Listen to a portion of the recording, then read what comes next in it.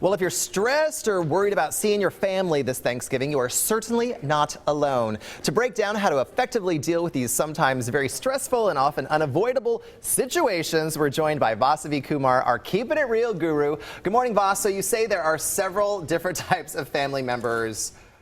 Talk to me about that. Yeah, there are 6 that I've counted up till date, but the first one is the one that's like all up in your face. You know, they're like all up in your face, and you're like, why are you like so... Like personal space bubble? Yeah, like no personal boundaries. They're harmless. They just don't have that. So what I've usually done is I usually kind of keep something right in front of me, so it just kind of creates that space bubble. So I should carry my Dolly Parton coffee mug and keep them at bay. Exactly, but you have to remember this person is harmless. They just don't know any better. They just kind of want to be really like near you and in your business. But they mean well, but they just know spatial awareness. Yes, absolutely. Okay, gotcha. All right, who's up next? The second one is a chatty Cathy. Uh-oh, I think that's me. That might be me. That might be me also. So that's both of us. Okay. But that's that person also. They're harmless also, but they just keep talking and talking and talking, and they really lack those, you know, social cues.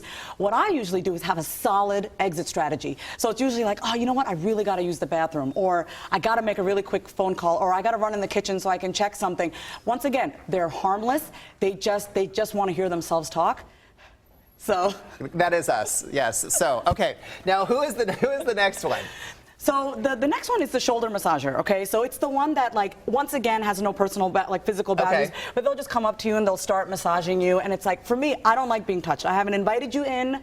Please don't touch me. So usually what you can do is just massage me. Okay. Vas, how are you, dear? Yeah, so I'm good. I'm good, yeah. And I think it's just a matter of, you know, you don't actually have to say anything about it. You know, you don't want to be rude either, but, you know, just kind of gently remove. Once again, they're harmless. But these are family members. I mean, can you cut them some slack? Come on. You can cut them some slack, but, you know, for me, I really like my physical boundary, you know. Okay, I got you. So I think it's a matter of your comfort level. Some people love it. Some people love getting that shoulder massage or the hand on the knee. If you don't like it, you do have an exit strategy. You can just kind of, you know, gently remove their hand. You don't need to be mean about it. Just, you know, there is a way out. You don't pet the cat if you just met the cat. That's what I always say, yes, right? Exactly. Right? Okay, all right. So tell me about the All About Me family member. So all about me. The All About Me family member is exactly that. They love talking about themselves all the time. They're really deprived for attention. They just want somebody to pay attention to them. They're harmless too, but they just really talk about themselves all the time, and it can get exhausting.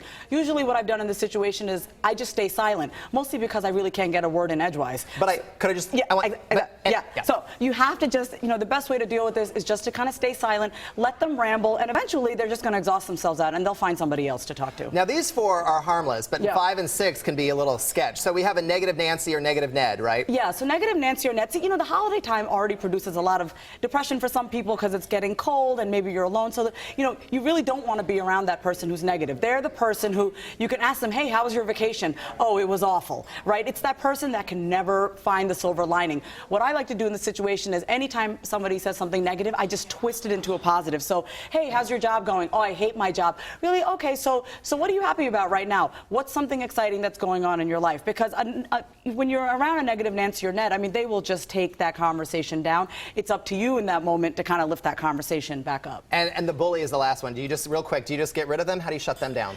Bullies love confrontation, so you don't want to get into arguments with them. What you want to do is call them out on it without being argumentative. All right. So if your bully's going to be rude, just kind of be like, oh, what did you mean by that? You know, just call them out on it. All right. Well, it's one of the first things people notice about us, but that, you know, it can tend to be a big problem. So, yeah, thank you for everything. That is awesome. Thanks. All right. Coming up, we're going to tell you about a quick, fairly simple procedure that is literally putting smiles on people's faces, and that is coming up next.